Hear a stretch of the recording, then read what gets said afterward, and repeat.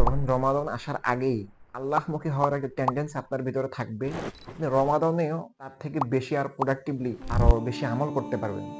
কিভাবে রমাদানের জন্য আমরা প্রস্তুতি নিব?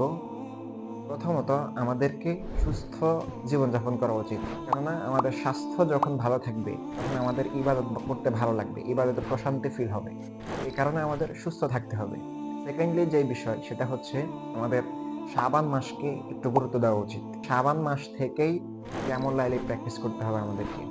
আমাদেরকে আল্লাহ রাব্বুল আলামিনের নিকটে যাওয়ার জন্য যে কাজগুলো করতে হয় সেগুলো করতে হবে।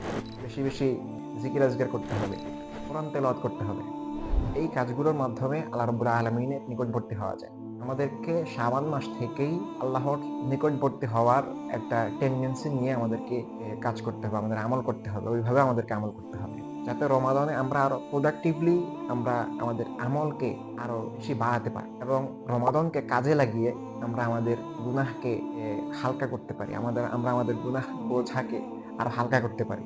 আপনি যখন রমাদান আসার আগেই আল্লাহমুখী হওয়ার একটা টেন্ডেন্সি আপনার ভিতরে থাকবে, আপনি রমাদানেও তার থেকে বেশি আর প্রোডাক্টিভলি আরো বেশি আমল করতে পারবেন। আপনার গুনার বোঝাকে আরো হালকা করার জন্য আপনি আরো বেশি, বেশি আমল করতে পারবেন। এ কারণেই আমাদের উচিত রমাদানের পূর্ব থেকেই রমাদানের জন্য প্রস্তুতি নেওয়া, কিয়ামুল লাইলের প্র্যাকটিস করা। আমাদের এই কাজগুলো করা উচিত।